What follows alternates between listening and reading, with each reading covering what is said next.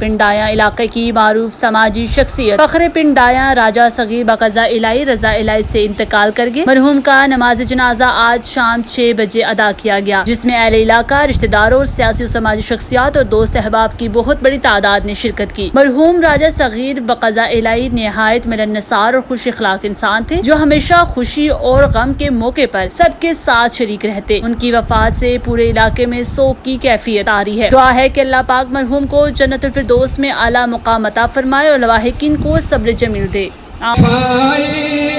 जाएगी ओ सजनो तस्दीक कराई जाएगी, फिर तकदीर बनाई हो जाएगी।